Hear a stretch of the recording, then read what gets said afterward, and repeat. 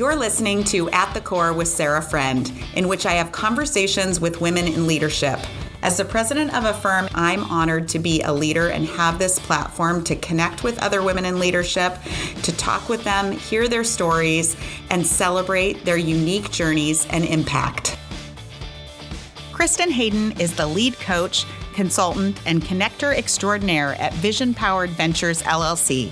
Kristin is a passionate change maker with a global perspective that comes from years of living all over the world.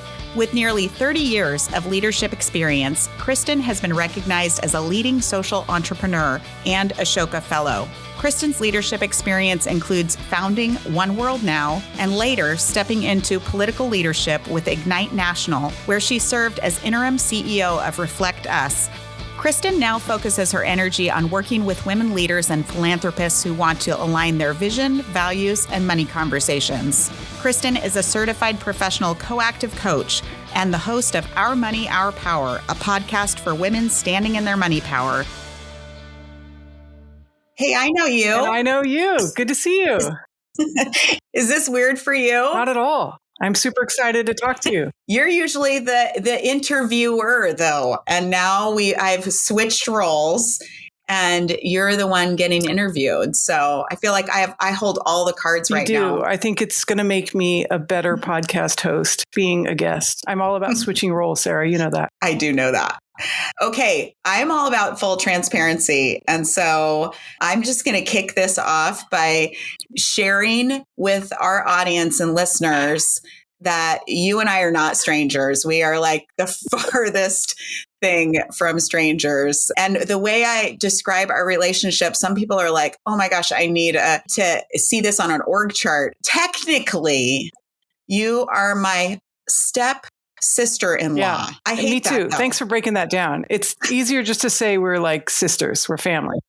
Yes, I describe you as my sister, and then everybody gets confused, right? But I think to hell with it. Let everybody be in confusion, and we can just embrace our expansive view of family, which family. I think is we are definitely a modern family. And I am so excited that you agreed to be on this podcast because you've been such an inspiration to me and has had such an impact on my life, our family's life, our kids' lives, and just to celebrate your impact in the world and to share your story as a woman leader. I can't wait for people to hear this episode. So thanks for doing it. Thank you, Sarah. Well, you know, I consider you especially a badass leader and mother and sister and friend and all those things as well, and community leader. So right back at you, the admiration and the respect for everything that you've created so far, your big, bold vision. And I love that we're having a podcast chat about the thing that we both care about, which is how to support women standing in their power. Absolutely. Well, I do this often because I think it's helpful for people to understand the foundation of somebody's life, right? And so when we talked about this podcast, you broke it down into like these 3 kind of chapters, right? And so let's start at chapter 1 and the life experience that made Kristin Hayden who you are. So let's go way back to your upbringing and your parental influence because it's unique. And I think it shows up in so many ways in your life now. Talk to me about your mom and your dad and how you were raised and how that influenced you. I was raised by wolves. Yeah. Yes, we always say that. just to be clear, set the context.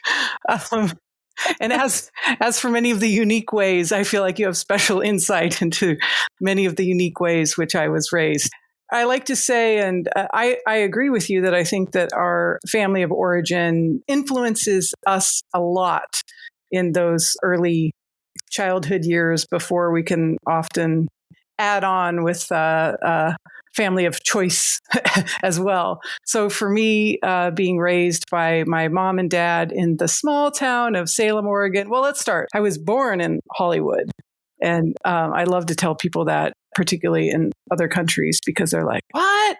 As if people like can't be actually born there. But it's true. I was born in Hollywood.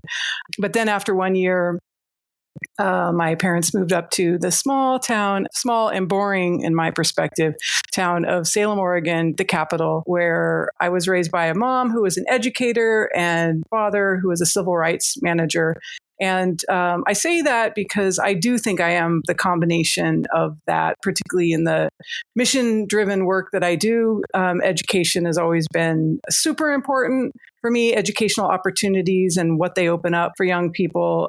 But also, I think much of my social justice lens on the world comes from my father, who, again, worked in civil rights professionally, but also was one of the original freedom fighters down in Freedom Summer, registering Black voters in Mississippi when he was in college. And that was a very transformative experience for him that I heard about growing up a lot. And I think very much influenced the way that I looked at the world. And then I like to say, when I broke free of my Salem, Oregon experience, my big transformational experience as a teen was studying abroad in South Africa. And this was during apartheid. That's the important point.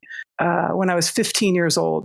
Yeah, I was going to say the other important point is that you weren't even old enough to have a driver's license yet. Yep. And I was in South Africa. I left my little small town bubble for the world stage, basically, because at the time that I was there, South Africa was in a state of emergency and it was dominating the headlines, the world headlines. And nobody I knew had any experience with South Africa other than reading about it. Didn't know anybody from South Africa, just had no experience other than headlines. And I mention that because that becomes an important theme later on in my life, where particular places in the world that, again, dominate our headlines, but Americans have very little experience with them, that I've always think I have a natural fascination for that. So my big learning in South Africa, well, again, the context is important. It was while apartheid was happening. And I distinctly remember my high school history teacher saying, I don't think that we're going to see the end of apartheid in our lifetime. In our lifetime. Mm. And I think this is significant and helped shape my worldview, because we know what happened with the story later on, that, of course, apartheid was dismantled. And Nelson Mandela, who was in prison at the time that I was in South Africa for that year, it's just amazing to think about what happened, that he was freed and then he became president. And why is this significant? Because this influenced my worldview about what is possible and what is not possible, because it was a historical situation that people thought was never going to change and then did change. And similarly to that, as you know, Sarah, a few years later, I went and studied in Moscow at the end of the former Soviet Union. And there again, I will remind you that another history, and I'm not making this up, but my college history teacher, I remember saying the same, that he did not think we would see the end of the Cold War in his lifetime. And we also know how that story ended. So I like to give these historical examples that were a major part of my life in my trajectory, which helped form my vision of the world about, what's possible when the grand majority of the world thinks things are never going to change. South Africa, Russia, that was not the end of your world travels. That was the beginning. And so you then spent your 20s experiencing the world and such amazing experiences. Right. And you and I knew each other at this time. Our families were blending at this time. And my worldview was so small. Right. I often say, my worldview was a zip code. And here I had this person in my life who spoke fluent Russian and, had this incredible experience in South Africa, and now was living in France and, and spending time in Paris and all over the place. But tell me, this is pre 9/11. So talk a little bit about your world travels before 9/11. The short version is I basically spent my 20s living abroad after I had that, two of those game-changing experiences abroad, one in high school in South Africa, one during college in Russia right before the breakup of the Soviet Union.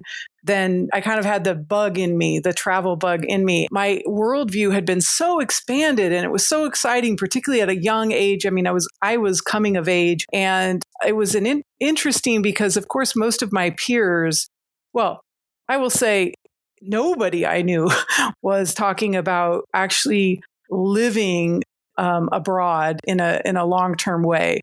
I mean, maybe they would take a family trip there or maybe do a short exchange themselves, but nobody was talking about actually trying to figure out how to live abroad. And that was my motto in my 20s, because I wanted to figure out how to legally live abroad. I say legally because it was actually quite hard. I'm glad I got to experience this, because I know many immigrants feel this on the opposite way coming to the United States, but it's quite hard to get work permits, particularly at a young age before I had a lot of professional experience, to be able to get these work visas to be able to, again, in an extended way, live abroad. So yes, I spent my 20s living in Moscow, Paris, London, and Tbilisi, Georgia, the Republic of Georgia, not the state of Georgia.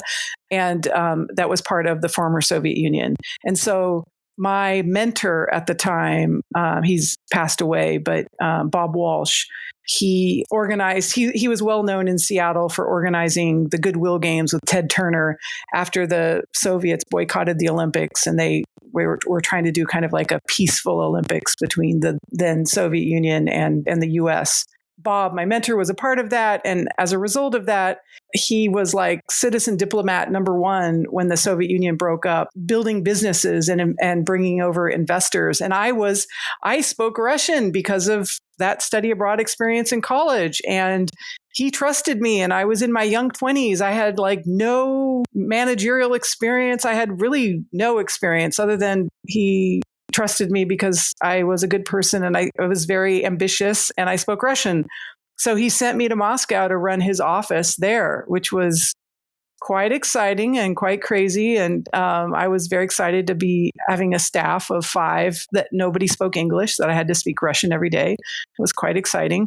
But then also fast forward after my London and Moscow experiences, he was one of the few Americans that was helped open up the Republic of Georgia and the businesses there. And he sent me to Tbilisi to be his American representative. What gave you the courage, you think, to say yes to all these opportunities, right? I mean, again, I'm comparing myself in my 20s who, safety Sarah always takes the safe route, yes. Right? And then I had this wild sister who was crazy living Kristen. All over the world, crazy Kristen, living all over the world, having these incredible life experiences. Where do you attribute the courage that shows up in future you, which we'll get to in a minute, but in your 20s when everybody else is kind of hunkered down, creating this safe path, and you just feel this abundance of possibility, even in the 20s version of Kristen? Sure. Well, the two things. One is, and this goes back to parental influence. Both of my parents had studied abroad when they were in college, my dad in Chile and my mom in Japan. And I say that, I do think that was an influencing factor in the sense that, not to necessarily live abroad for a decade, but I had some sort of permission in my mind to be able to, spend time outside of my country, and saw the value in it and had parents who supported that. So I do think that was a big factor. The other thing was that I never understood, Sarah, this American approach of in your 20s, like as soon as you leave college, that you got to hunker down, you got to pick your path, your career path, get your job that's going to lead you to that, that's going to be aligned with that path, and pick your partner, get married, buy your house, save up, buy a house. I mean, there was it's changing a bit now, but there was quite a formula back then. And I just could not understand why that was a good idea. That could be a great idea starting at age 30. That was my mentality. But I thought your 20s is the time that you're foot fancy free, that you're willing to sleep on couches and on floors and cabins, and you don't care about a lot of, things. And I never understood why people waited until they get old to travel. And again, this was kind of the Americana ideal, formula, is that you follow that path, you earn money, move yourself up, and then you retire and travel. But as we know, a lot of people retiring then they don't feel like traveling or they're too old or they have mobility issues. So again, my whole thought was your 20s is your best time to be experiencing the world. And also, I didn't know exactly what I wanted to do. I talked to a lot of young people about thinking about their vision and the direction of their careers. And most people coming right out of college don't know what they want to do. And yet again, we kind of have this orientation and expectation for young people, which I don't think is fair. I think that is the best time to explore the world. Of course, that takes resources and privilege to be able to do that. And we'll talk about that in a minute, which feeds into what I decided to do next when I came back. But that's the short version of why I spent my 20s abroad, is that I knew it was a different path than almost anyone I knew was taking. But it was, to me, the obvious path to do, particularly at that age. Let's go a little deeper. And you just mentioned just recognizing the privilege that that travel represented for you. So 2001, 9/11, that impacted you pretty significantly. And in the year following 9/11, you got grounded in a new purpose that came out of your own experiences, your passion, and your vision for what the world needed. Share a little bit about One World Now and your passion for starting One World Now and how you went about that. Sure. So I came back from all of these travels, and not just travels, like living abroad for most of my 20s. And I was ready by the time I was heading into my 30s to now figure out what it is that I wanted to do in the world. And this was actually pre 9/11. So I was already plotting this pre 9/11. I would just say that 9/11 absolutely shaped the direction of what I was doing.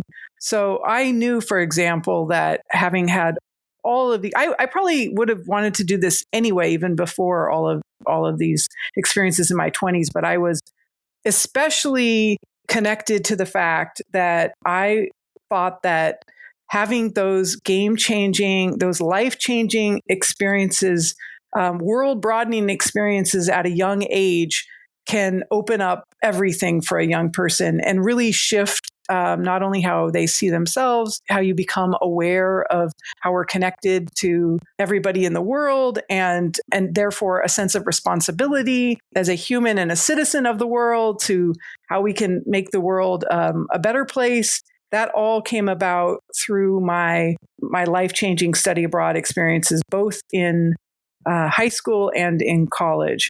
And so when I got back from my adventures in my 20s, I knew that I wanted, I often tell people, if you want to figure out what's the thing you want to do in life, figure out the things that really piss you off. And the things that really upset me was the inequities in our public education system. I was really aware by that time that if you went to a good school, even if you went to that's one thing, if private school, I actually went to public school. I actually went to a very good public school, which is harder to find these days. But I realized that my public school had more resources than other public schools in my city. And my public school had more opportunities for young people even to be able to go abroad, for example. So that was something that really upset me, was that in this rich nation that we're in, there could be such different educational experiences depending on if you were living in an address that had a lot of resources. So that was one thing. And then the other thing that really frustrated me, again, things have changed a little bit, was just that I just found Americans so narrow-minded. I know that's a sweeping statement, but I felt like, how can we be like superpower of the world? We're seen as superpower of the world, yet we are so ignorant about what is happening outside of our borders. And we think that everything revolves around us. So that is something that really, really frustrated me, those two things. And I think it's important to name because those were the two things that influenced when I was doing the deep work of trying to figure out my vision for my life and what I was going to do next, was the creation of this program, an organization called One World Now. And the idea was I wanted to create these life-changing study abroad experiences for young people who historically had not had those opportunities.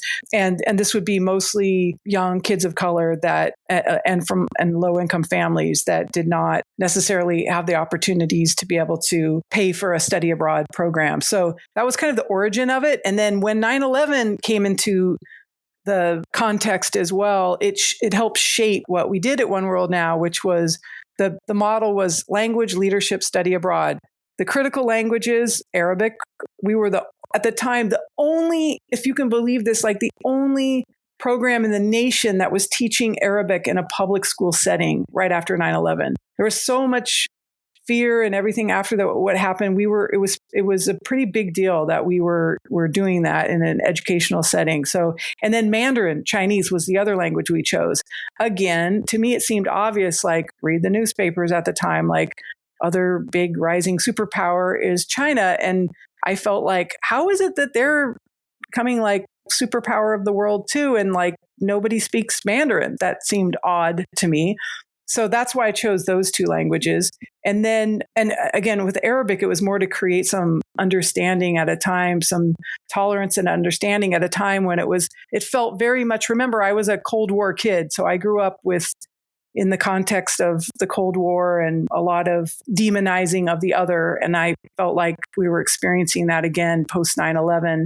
And I really wanted to create tolerance and understanding. And I knew from my own life experiences that a great way to do that, one, is through language. It actually creates more of an appreciation and understanding of people of that culture, but then also the experience to actually go to that place. So we also sent young people to the Middle East and China at that time, which was, again, pretty significant. Nobody was really doing that at the time. And then the leadership training was our secret sauce, because what we realized is that it wasn't enough just to offer these languages and these study abroad opportunities if the young people themselves did not feel empowered to want to do this themselves. And so that much of the leadership training was around that and connecting these young people with their vision for their lives and integrating all of these experiences to be able to go abroad. Well, and the impact that One World Now has had on a whole generation of students. You have successfully, as a founder, transitioned the leadership of One World Now and are fully out of this incredible nonprofit that you created, and it is still thriving. And I hear stories of these past students who are underrepresented and in historically, schools with low resources who are now in the White House. And it is absolutely incredible to me to see the impact of One World Now, and for you as a leader to have founded something, built it up, and then found a way to step away and still have it grow and thrive. Yes, that's actually really exciting. I was invited back to celebrate their 21st, turning 21. You can have a lot of fun now. And One World Now was celebrating its 21 anniversary last year, and they had me come on. And it was super exciting because it was, even though it would have been fun to have it in person, the advantage of having it be virtual was, just as you said, the young people, the alumni, are all over the world. People were calling in from China, running businesses in China, working at the State Department, diplomats in Kyrgyzstan, and like all over the place. That was so exciting to have all of those alum be a part of that. And to, just as you said, it really warmed my heart, obviously, to see that these young people in these positions of leadership right now, global leadership right now, to hear them talk about how that program really expanded their sense of possibility for themselves and many of the actual opportunities in their careers. But also it warmed my heart to be able to step away and see it just growing on its own. I think it underscores also this reality that It is hard to imagine something for yourself that you've never seen before. That's what vision is. Right? Exactly. And that has been one of your greatest gifts to me and to our kids, right? To your nieces and nephews, is this absolute enthusiasm, core belief around vision, which is really what you lean into when you stepped away from One World Now and handed over the reins to the next generation of leadership. How do you support other people in creating, their lives that align with their vision? So tell me a little bit about that next chapter. Yes, this is a through theme in all of my chapters, because there's no greater subject than I would rather talk about than vision, because vision is the thing that lights people up. Vision is the thing when we're connected with our vision for our lives. That's our sense of purpose. That's our sense of possibility. I always say there's no greater gift that we can give each other than an expanded sense of possibility. It's just, it's human nature that the older we get, the more our worldview tends to, even our sense of possibility just tends to constrict as we get more and more caught up in our ways and thinking how we see the world. And I love the expansive possibility of dreaming about vision, but also, as you know about me, Sarah, it goes beyond the dream. I also want to encourage people about how to execute on that. I was just going to say, it can be so foggy and gray for somebody to go, oh, what's your vision? When so many of us are grinding through the day, right? Without a feeling or sense that we can even have the time to look up, right? So in practicality, the execution of it, what would you say to somebody who says, I don't even know what my vision is, right? I think it's bigger than what my life is today. But what are those first practical steps in discovering a vision? Well, as you know, we have a vision boost workshop that takes people through the journey and through the steps. But I would say initially, many people say that. Most people say that probably. That's very common. We often just don't give ourselves the space. We don't give ourselves permission to dream. Psychologically, actually, they say this is why I like the power of nature, the power of being in nature, the power of looking at those expansive scenes. It actually literally opens up our minds, our bodies, our hearts, and that way to give ourselves the space to dream. And I think that it is very hard when you're just going through your day on autopilot to look up and look out. So one is just like carving out the physical space to do that. I find that in these vision workshops that even if it's only 90 minutes, just giving people the carved out time to dream, to write about, to envision a year from now. I mean, this is one of our favorite activities, is to imagine a year out, if your world in particular could be any way that you wanted. If you wrote on the top of your paper a date a year from now, and then wrote a letter to yourself and wrote it backwards, meaning as if it's in the past tense, as if it's already happened. Dear me, this has been the best year of my life. And let me tell you why. I was able to do this. I was able to do that. So that's one exercise that we do about, again, getting folks to think ahead, actually, but to think, to get in their body and their bones. What if they were speaking in such a way or writing in such a way that it had already happened? Because that's the other thing, is to just get it into your cells, what it would feel like.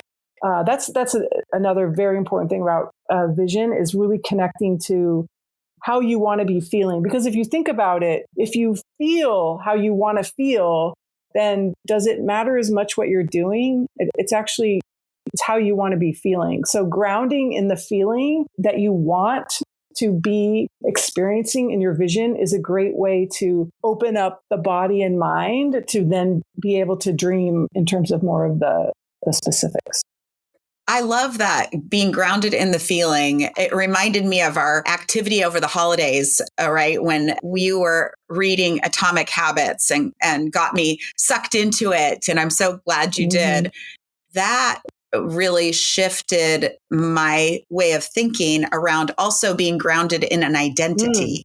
instead of having very specific goals for, an end result that is at a specific time, you're trying to achieve something for a very finite reason, but instead building habits and a vision around an identity. Who do you want to be? How do you want to feel? Right. So if you want to be a healthy person, what does that mean? What does that look like in your life? Right. So again, I thought that was very powerful and that from that book, but also very aligned with the vision work, which is because when you connect with that's actually more when the vision happens. If you're just in your head about your vision, it's just going to stay in your head. The head is not going to transform your life and your vision. You've got to get out of your head to have it be a whole full body experience. And when you're able to connect on a cellular level, and part of connecting on a cellular level is really connecting with the feeling that you want to have, because the feeling kind of frees up the other surprising possibilities about what would bring that feeling. Oftentimes it's actually surprising. And being open to surprises is super important when you're dreaming about vision too, because we might have the thing that we think or that we were told when we were kids or influenced by our parents, the thing that we should do, that we think we should become, versus what is really true for me? What's what really lights me up? What's the legacy I want to have? What brings me joy? In connecting with those things, that painting a vision from that place. The other piece as you're talking, I'm thinking through, right, is we can also get so hung up on the reasons that and the barriers that stand between us and that vision. Oh, I could see this for myself, but it is hard to do or impossible to do, even worse, right? Because of X, Y, and Z. And your family motto to us is what? Hold the vision. Hold the vision. Hold the vision, right? Which means let go of how it looks. That's the key. Let go of how it looks, right? And so I see you demonstrate that over and over and over again when you're like, I'm going to go to Brazil. I'm going to go to, and you're like, I don't know how that's going to happen, but it is going to happen. And every time we laugh about it because we're like, how in the world this is Kristen, right? This is Kristen. But I do think that it is not unique to you. It is not like you have this magical gift, but you do have the discipline around holding the vision for what's possible and not letting it's not that they're imaginary, right? You have to get a plane ticket. You have to figure out how you're going to get to Brazil, but letting go of specifically how it looks. And that for people like me, I have a vision and then I have the 10 steps that are going to get me to that end result. And so if step 1 and 2 aren't working out, it's really hard for me to figure out, well, what's a different step 1 and 2? This comes up in the Vision Boost workshop a lot.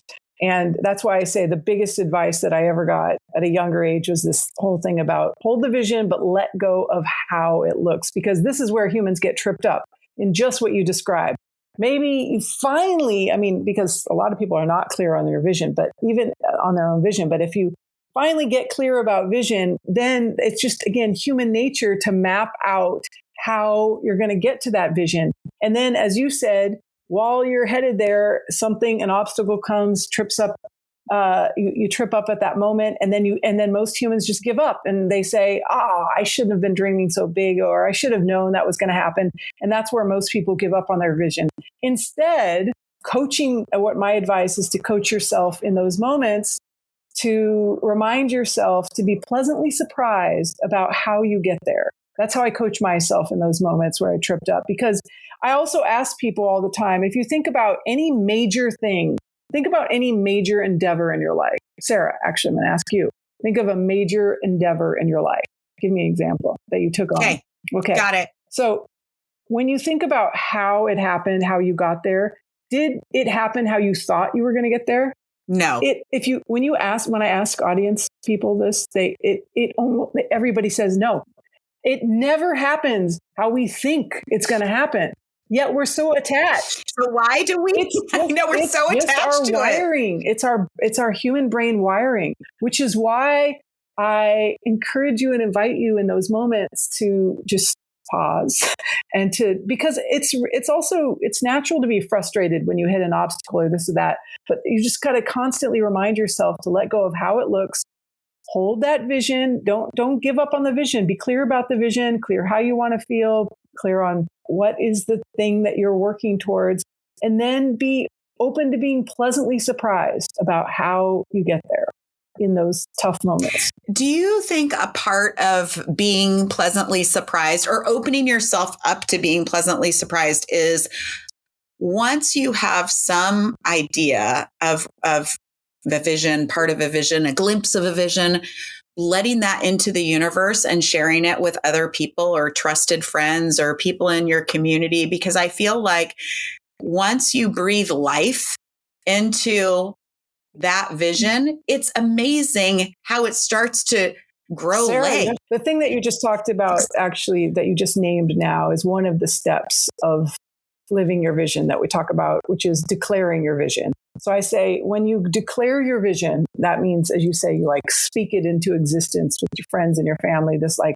I'm going to Brazil, to your example. You're actually inviting the world to come in and support you. That's the power of declaring your vision. Most people don't like to speak their vision before it's happened because they're all worried that I'm not sure how it's going to look, or I'm embarrassed, or I haven't figured it out yet. But guess what? I always say, if you leave it in your head, then guess what?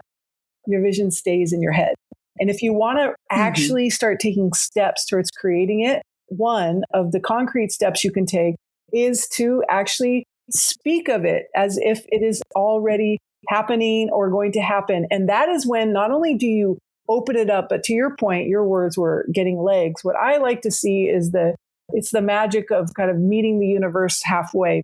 What I also find fascinating is when people start to declare a big, bold vision, people come out of the woodworks that you would never expect. This is back to being pleasantly surprised. We get really set in our minds about like, who are the people that are going to be able to support this vision specifically? And it's almost never them. It's the random people that heard about your vision and say that it's like your weak links, your weak ties, where they're like, oh, my uncle has a house in Rio de Janeiro and he's gone half the year. If you wanted to rent that out, I'm sure you could. Like some random stuff like that. That's usually how vision happens. But that would have never happened had you not, spoken it and put it out there in the world. You mentioned kind of a strange, I think it's human nature, right? We're just hardwired about embarrassment, right? And I think for me, it's not embarrassment. It's just that, as my vision starts to materialize about my long-term future, it feels so different from the way that people know me today that it's like I'm introducing them to a different version of myself that I worry they will feel like, oh my gosh, this is just some weird fad, or boy, Sarah, is going through a midlife crisis and this is very strange and unlike her.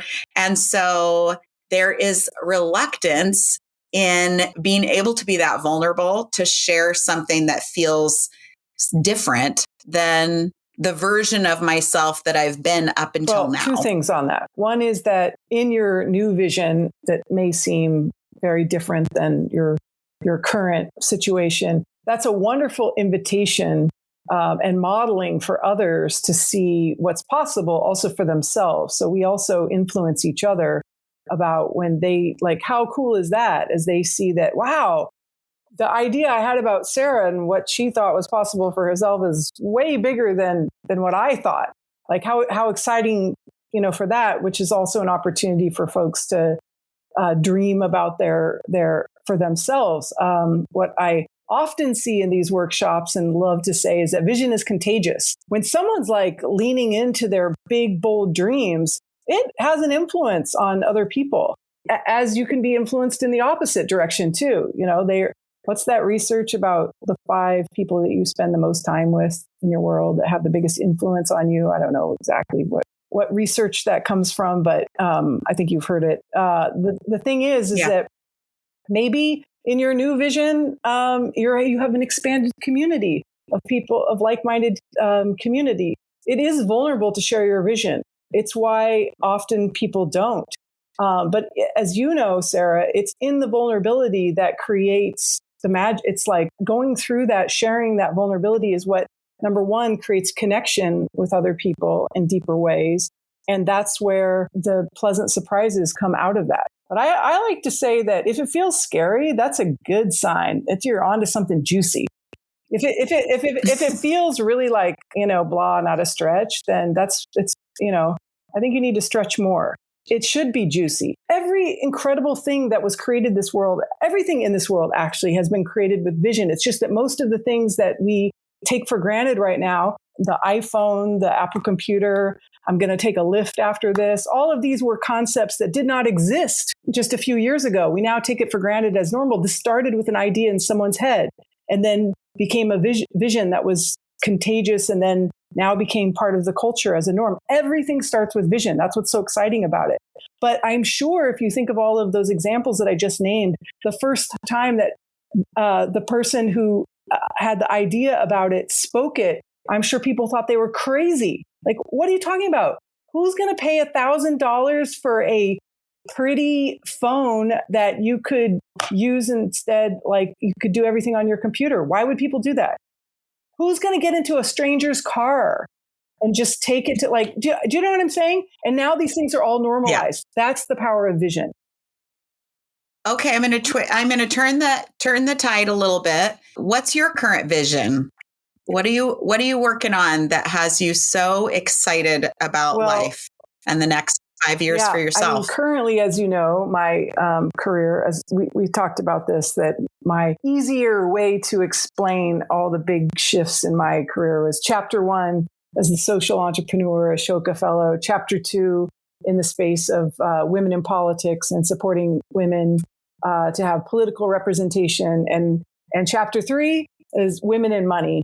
And I'm in chapter 3 right now. So my vision and doing also work a lot in philanthropy, particularly with women philanthropists and women in general, aligning their vision, values, and their money conversations, and supporting women to boldly move their resources. My vision is that the world would be a different place if we had more women, not only in political power, but particularly in financial power. And we know, I think you've heard about this, the great wealth transfer that's happening to women.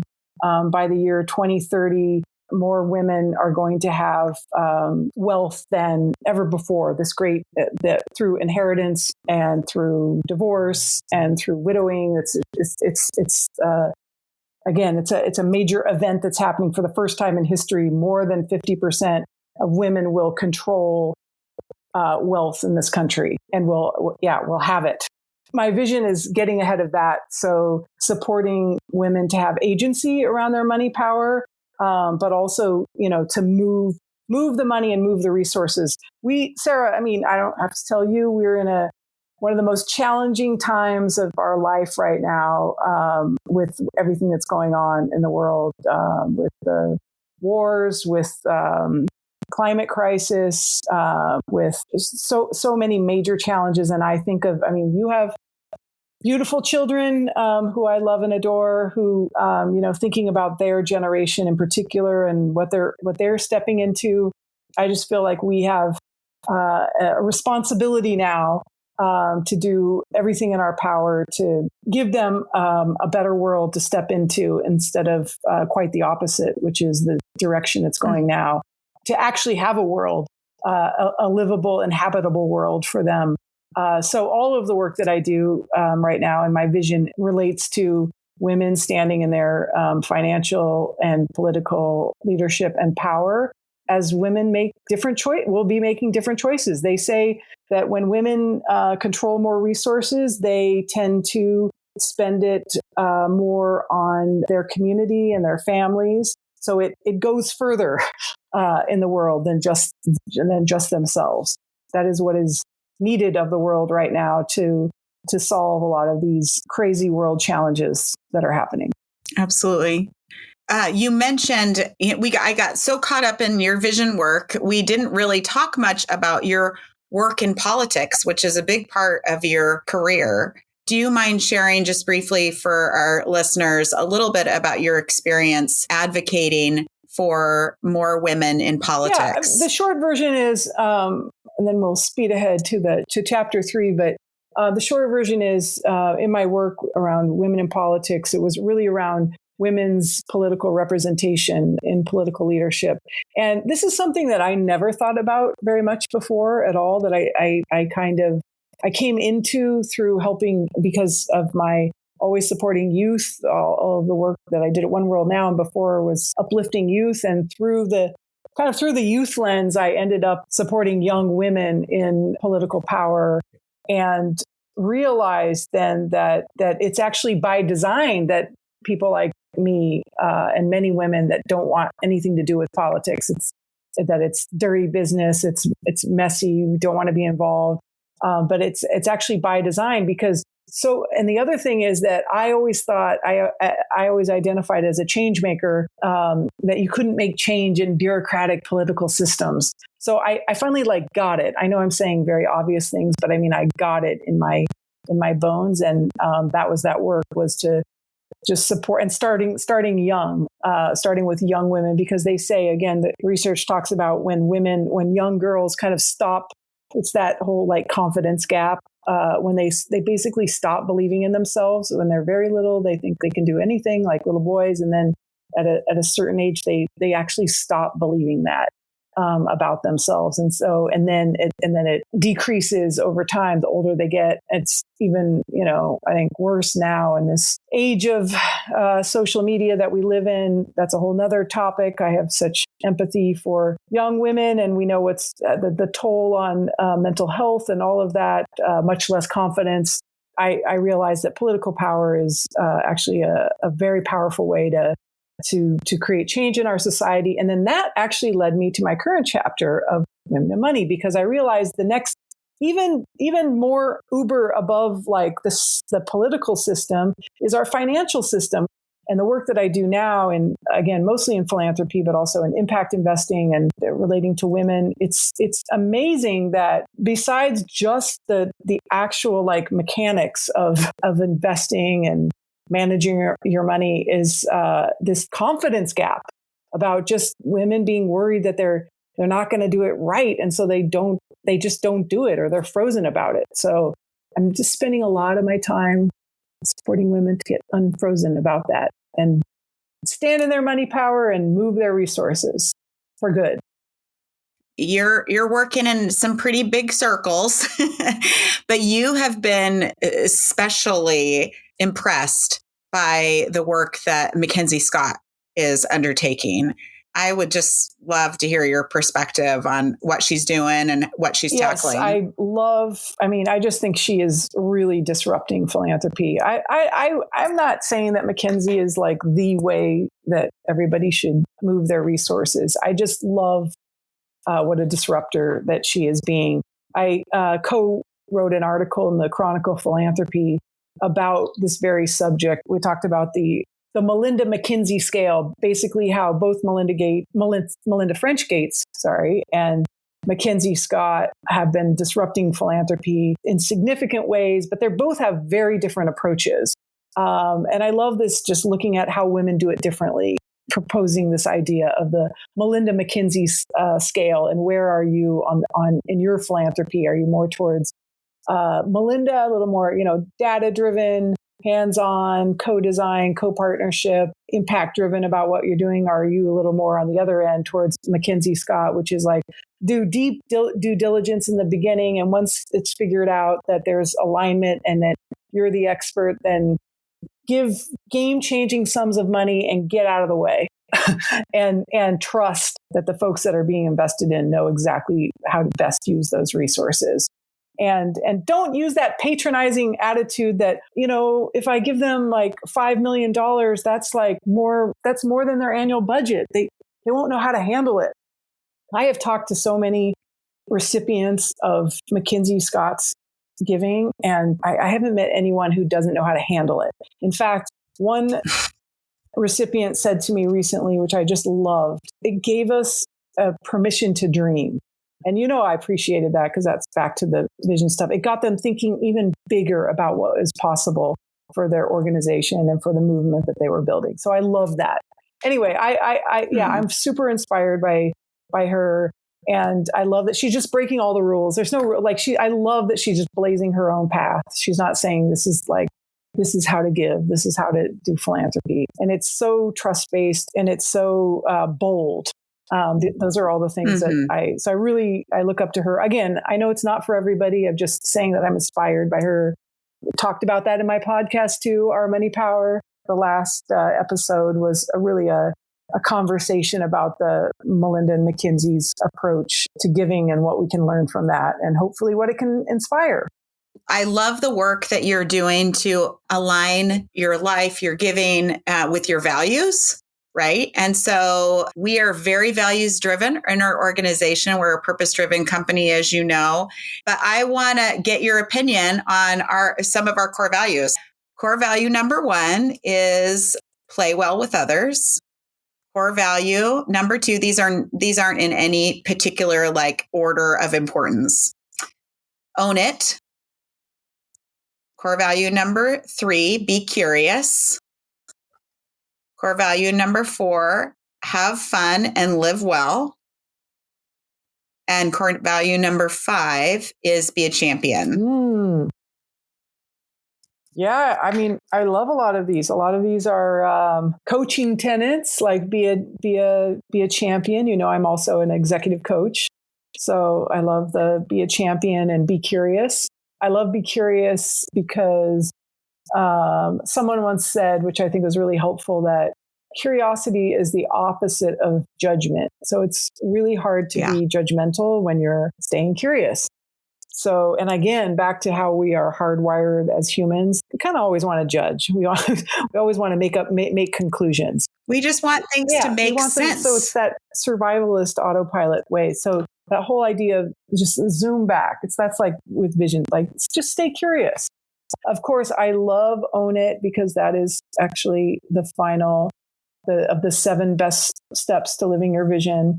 So, and that relates to what we talked about earlier, the identity piece is like being in the world as if your vision has already happened. Be that way. Because when you embody how you want to show up in the world, that is what will be mirrored back at you. So I love the idea that that's part of your core values for how you show up. And of course, Sarah Friend, you would have those powerful core values for a place that you work. And I love that you talk about it being purpose-driven. That mission-driven work is how I will always live my life. And so I love that you also are part of a company that's living that way too. Me too. All right. You have a funny reputation in our family. We love to give you a hard time about a lot of things. But one of them is a long tradition that came probably from your time in Tbilisi. And if you've ever been to a shared dinner with Kristen, you'll know that no one eats until we have a heartfelt toast from Kristen. And the joke is, it goes on and on.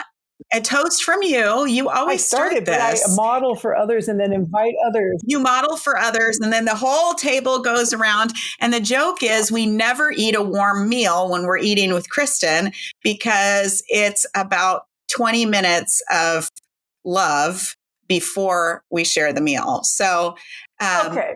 Take this as my mic. Oh, are you going to correct me, Sister Sarah? I get such a hard time for this from everyone in my family, all my loved ones, everybody. But let me just tell you, people say these heartfelt toasts, people regularly say things to each other that are often left unsaid, that are often have such an impact on the people around the table. And that people are always grateful afterwards because it's not just grateful, yay, great idea. That's why I say it's not my toast. I just like to get people going and invite them to share deeply from their heart, maybe what they appreciate about each other, what they appreciate about our time, whatever the prompting question is, prompting toast question, which, yes, I got that tradition from my days in Tbilisi, Georgia, and the tradition of Automata. Automata is a Toastmaster, which, by the way, were always old men in Georgian tradition. So I was really breaking the stereotype. But I want to say the positive side of that, despite what a hard time you all give me, is that, admit it, you hear things and you probably say things that you wouldn't necessarily have done otherwise. Well, that is exactly what I was going to say, Kristen.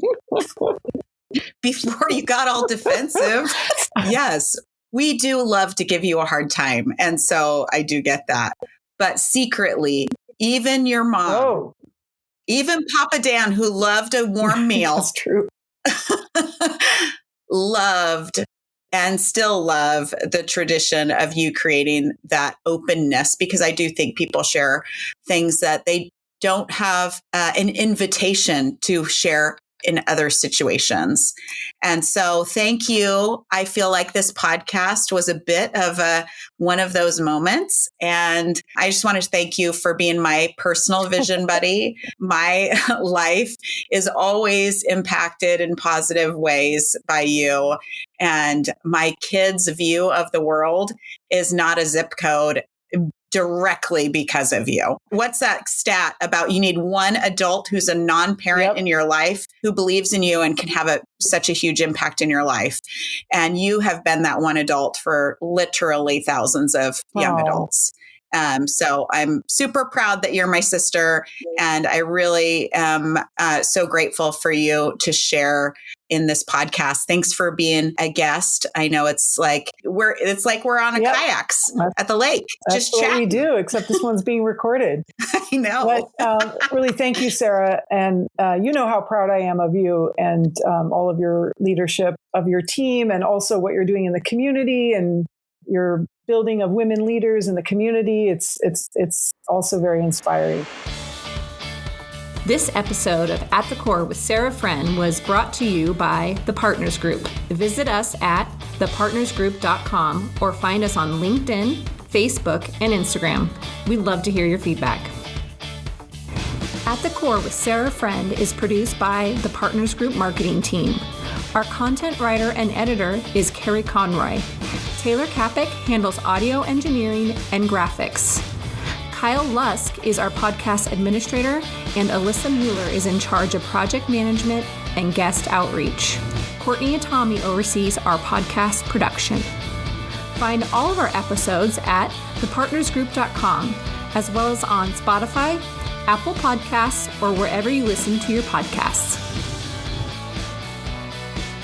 Advisory services offered through TPG Financial Advisors, LLC, an SEC registered investment advisor and wholly owned subsidiary of the Partners Group, LLC.